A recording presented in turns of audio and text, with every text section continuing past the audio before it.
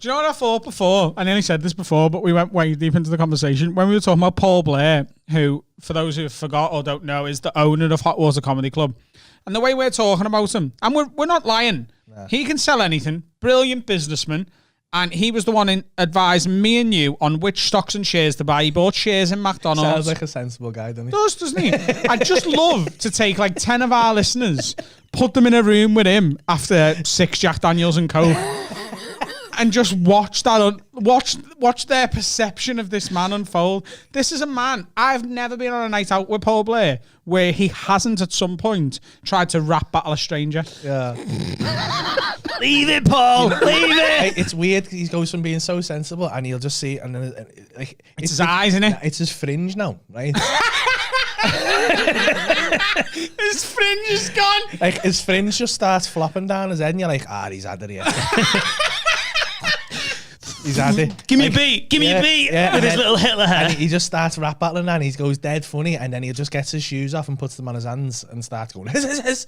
Have I showed you that photo of him in Berlin? What? He does not. He starts being a boxing trainer. Right? And he just disappeared, right? We're just in this room, and all we could hear was hiss. And we're like, what the fuck's that? He went out and he's just in the fucking corridor with his flip-flops on his hand, just boxing the wall. He doesn't do drugs. He doesn't. It's no drugs. It's all just alcohol. Because he's got a weird metabolism, right? He's one of them people who's like a natural athlete. So like, he's just got a dead fucking weird metabolism, right? So if you went out with him today, he'd drink all of us under the table. And he's the first one off and he wants to go out so again. easy. And then he wakes up the next day fresh as fuck. But it's because I don't think he processes the alcohol at all. So then tomorrow, so if you go on a 3-day bender with him, it's a nightmare, because tomorrow we'd all go out today. If we were on like a stag do, whatever, we'd all get smashed, we'd all fall asleep, we'd wake up rough tomorrow, we're like, fucking hell, I feel like dying. You'd have a couple of bevies, you'd be all right, you'd be back on it, and you'd start again. Whereas he has 2 bevies and he's back at the level he was at 3 o'clock in the morning. We were talking about this before, about holiday boozing. Go on. So on his stag do in Berlin, I'll just show you it. I'll speak to Blair before I put it online anyway. But Blair and Davey Ash got sent home, and we got a phone call hours later because they'd set the fire alarm off in the hotel, and the whole hotel had been evacuated. I've seen that picture. It should be framed. He's on this fucking wall. He's one of the most successful comedy promoters in the history of British comedy, and he looks like a fucking numpty. He's one of my favourite people in the world. Absolutely amazing, and he's a genius as well. Yeah, just fucking. He just likes to go mad from time to time. Time to time. Do you know about 6 months after they had the baby, I went on a night out with him, and I've known him for 10 years, the exact same amount of time I've known you. Yeah. And that was the first time ever, this was like 2 years ago max, that he said the words to me, lad, I'm getting off. Yeah. I've never outlasted them. You're both like that though. See, I'm the opposite. I'm getting off, but you and him are like, no. I'm not getting out. I'm like, Adam, you've been sick 7 times. Yeah, I've been left in town several times. You need to go. And he's like, I'm not going. I'm not getting off. You're a fucking nightmare. Yeah. Funny. I can't do it.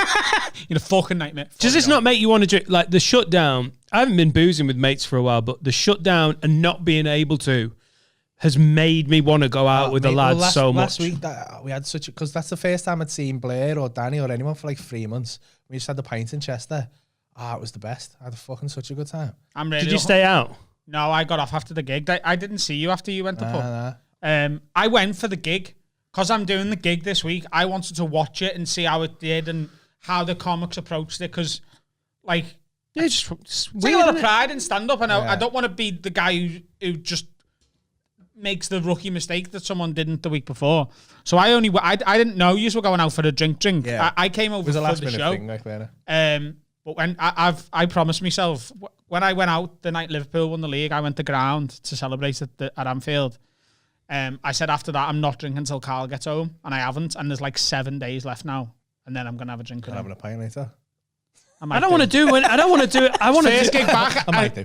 I said I would make an exception if I do a gig before. See, I'll come to Chester if we're getting on it. Oh, fuck off. I'll go for a pint if you want. What? I'll have to take my car home and what? How are you getting back from Chester? I'm not going if you're going to have 2 and then drive home.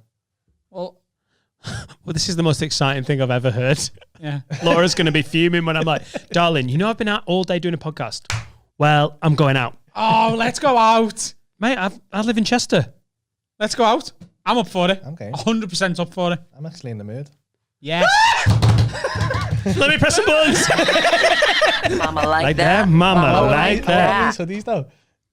I've got one in the house. Oh, yeah. We'll go by mine. I'll follow you to yours. I'll take you from yours to mine, and then we'll get a taxi over from mine. Right, we need to have a word because all of a sudden this became the best day of my life.